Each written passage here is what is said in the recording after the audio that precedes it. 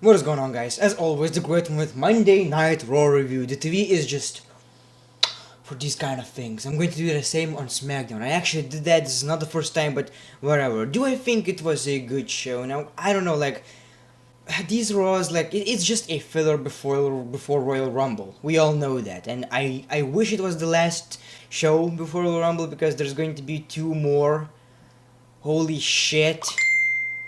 Thanks. I don't know how WWE is going to make a couple of good shows. I do believe the 25th anniversary is going to be a great show, but the show before that, it's gonna be bad. It's gonna be dreadful, man. I don't wanna see it. Like, this show was not good as well. Like, of course, there were a couple of great things happening, but I was watching this WCW versus WWE Monday Night Raw Wars and shit, and, WWE was so great back in the day, and WCW was like, oh, terrible.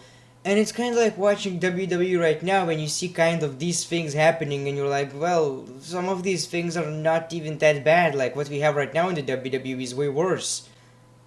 Yeah. And not to say that there are a lot of bad booking decisions today, but it was just, boring. It was a boring show. I'm dealing with a lot of personal shit with my second channel right now, with monetization and shit, with YouTube not responding and stuff.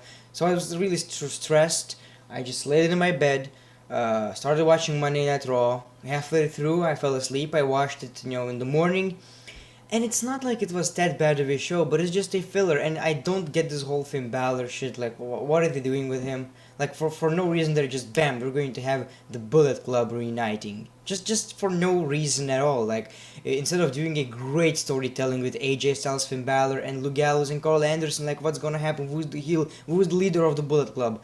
No, we're just going to, because Roman Reigns needs a couple of more opponents. The show started with Roman Reigns, the Intercontinental Champion, pretty much talking about Samoa Joe, and he got interrupted by Jason Jordan, my favorite wrestler of all time. Daddy! And of course, Jason Jordan was being annoying like always. He was like, man, this was our moment. I was a part of something special. For the first time, I was a part of something special because I was in this Shield thing and we did such great things. And since Seth Rollins actually interrupted, saying that you're kind of stealing Roman Reigns' moment, whatever, and he's like, we're not like the Shield, but we're up here, right? We're a great group. We did something special. Like, it's just, come on. That's the best way you can open a show. I mean, I'm a bit disappointed. I'm a bit disappointed. Like, I don't know, the same shit every Monday. And then they get interrupted by Finn Balor, who's also a babyface, and he's like talking crap about Jason Jordan. He said something like, "I did this before you even knew that Kurt Angle is your dad." He said something like that. I don't remember what he said before that. Maybe that he was with Gallows and Anderson, and Gallows and Anderson are faces all of a sudden. I don't know where this is going. If this is just a filler for Roman Reigns to have Shield versus, well, watered down Shield versus the Bullet Club, I'm really disappointed with that. But then we got announced that it's going to be 3 versus 3 in the main event. Yeah, who gives a shit? Then we got Sasha Banks and Bayley versus versus Mandy Rose and Sonya Deville. It was fine.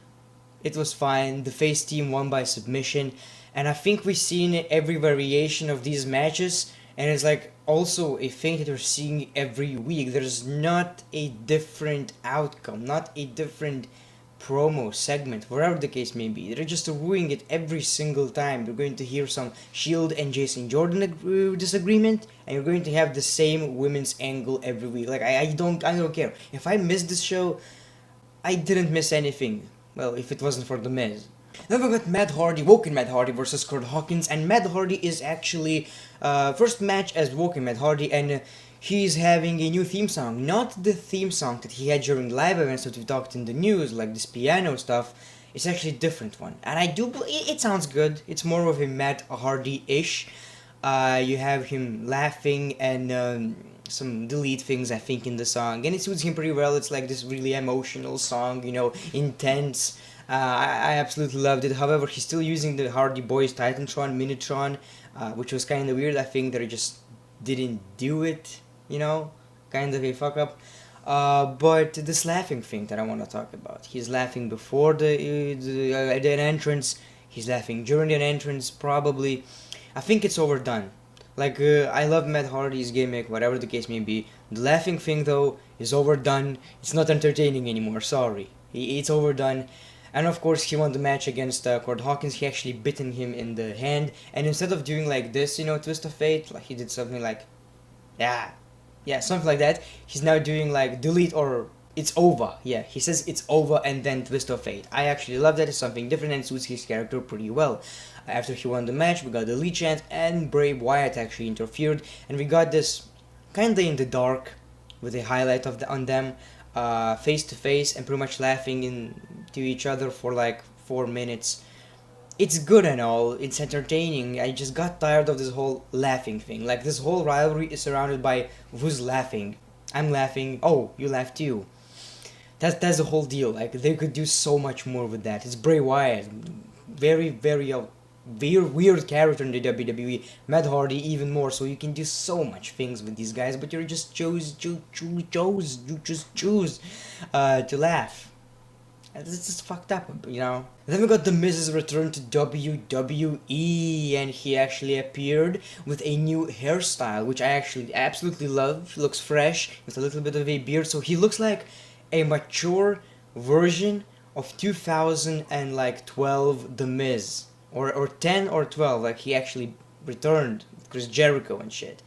He looks like that, and I absolutely love it. He cut a very good promo, pretty much telling the truth that he was the glue on Monday Night Raw. He was the most relevant thing.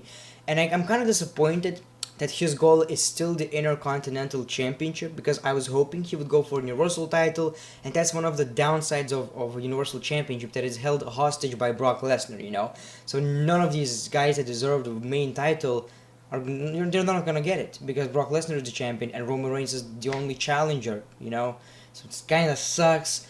However, he got a pretty good promo, pretty much saying that right now, when you think about the Intercontinental Championship, you think about Shawn Michaels, Ultimate Warrior. But when these kids will grow up, they will think about The Miz, which is absolutely amazing. It makes a lot of sense. I enjoyed it, and he said that I won the Intercontinental Championship, and I'm gonna get it back, and I'm going to make it even more important in 2018. I'm happy, but at the same time, I just wish it was for Universal Championship, man. The guy deserves it so much. And we had this funny thing where Curtis Axel and Bo Dallas were like really thankful for The Miz. Thank you, Miz chants. And he tried to surprise him with a present, Bo Dallas, with a picture of The Miz. And Curtis Axel was jealous. He gave him his jacket. Then they started to give pretty much everything that they had, even their shoes. And The Miz was like, stop. Really. Then we got the WWE Cruiserweight Championship, Enzo Amore versus Cedric Alexander, and now this was, I'm not gonna say it was a good match, it was whatever, Enzo Amore in a match, you don't expect a lot, but the ending was something special. Not only did Enzo Amore got busted open, I think by an accident, he was also injured. Like, he did, I think, a dive, pretty much a salt, I'm not quite sure, a flip or something like that, outside of the ring on Enzo Amore, and he landed on his leg, and it looked so painful, like seriously painful. And there was also this commercial of Enzo Amore talking to Corey Graves, and we know these have personal beef outside of the ring, inside of the ring, whatever the case may be, and this is going to be one hell of an interview on WWE Network, man.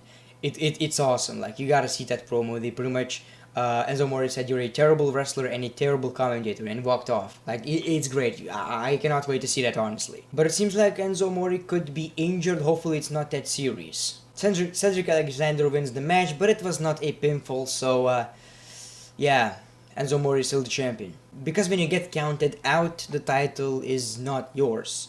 Even though you win the match, the title is his. Then why don't anybody do that? If I would be champion, I just wouldn't even show up. I would be in a match, ring the bell, and I run. And I'm still the champion for the next 10 years. Learn from the great one. Then we got a segment between Kurt Angle and The Miz, and Kurt Angle was pretty much talking to some WWE women. I don't know, it's one of the legends, and he said that you would be perfect for Royal Rumble.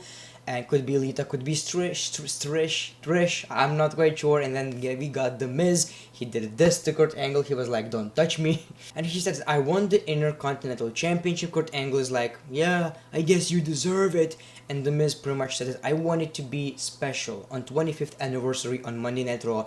The Miz versus Roman Reigns. Kurt Angle agreed, he thinks it's a great idea. And it kind of reminds me of Raw 1000, where he was facing Christian, The Miz versus Christian, and The Miz won the Intercontinental Championship on a special Monday Night Raw. So that can actually be the same thing, winning a championship on a special Monday Night Raw. I think that's the new Miz's gimmick. Then we got The Bar versus Titus O'Neil and Apollo Crews. A very shocking outcome. I don't know if I like the pairing of Titus O'Neil and Apollo Crews, but I do think it's better than them in singles competition because they always lose. And the only thing I really don't like about this group is that it's with Dana Brooke. Like, she is very, very cringy. Like, the dancing and shit, don't do that again. It was really bad. It was terrible. However, it was a very surprising match because they actually managed to win against Sheamus and Cesaro via roll-up. So they won the match, but it seems like they're more of a comedic character type of tag team. They don't seem serious, and I don't see them as tag team champions. Like, it's going to be a one fuck up, and then they're going to lose every time.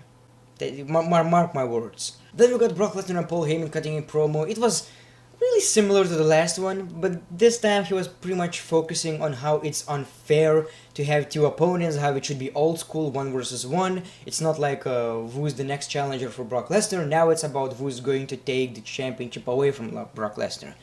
And I'm not quite sure if I liked it, you know, it wasn't really that special. However, Kane actually attacks Brock Lesnar near the ramp, and I think that was one of the highest points of the show.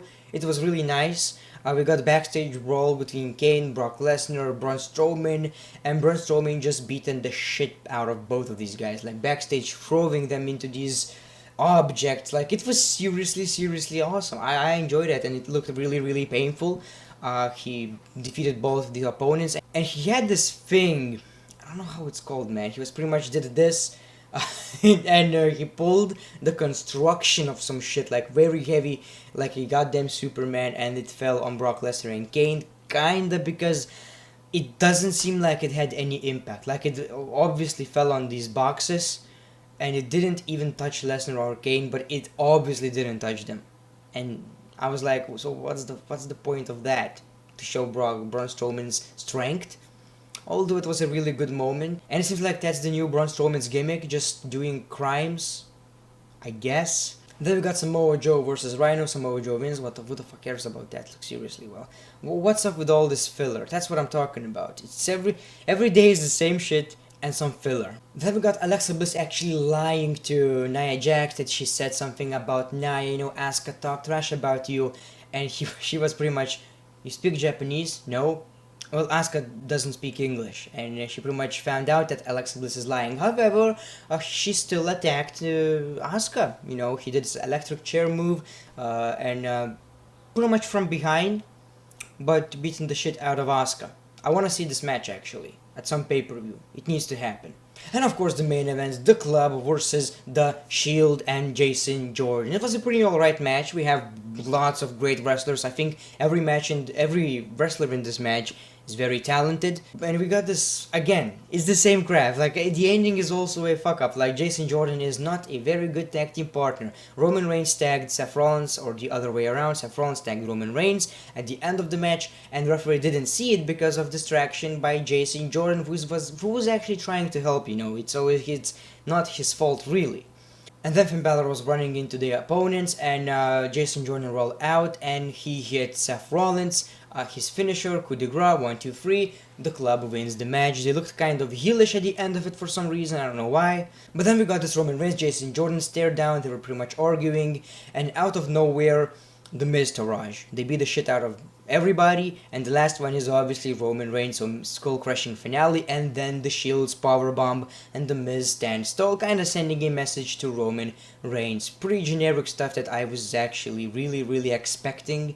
Like, I don't know, man. Like, even during this interview, I cannot be that invested in this video because I just didn't care about the show. It was really just a damn filler, and it also probably doesn't help that I had no sleep, pretty much. Like, it's kind of, my sleep schedule is really bad, and I have a lot of issues with another channel, like, a lot of stuff going on, so I'm stressful, and the show is really boring, so this video is not that good as I would expect. So I'm really apologize for that, but I just wanted to let you know my thoughts about the show. As far as SmackDown goes, I'll watch that Hopefully it's going to be a better show. It's shorter, so it's easier to consume. So I do believe the review is going to be better as well. I would give this Raw 5 out of 10, only because it's a filler, so I'm generous. But let me know what kind of score you would give to Monday Night Raw. What do you think about Monday Night Raw? What do you think about The Miz returning to WWE?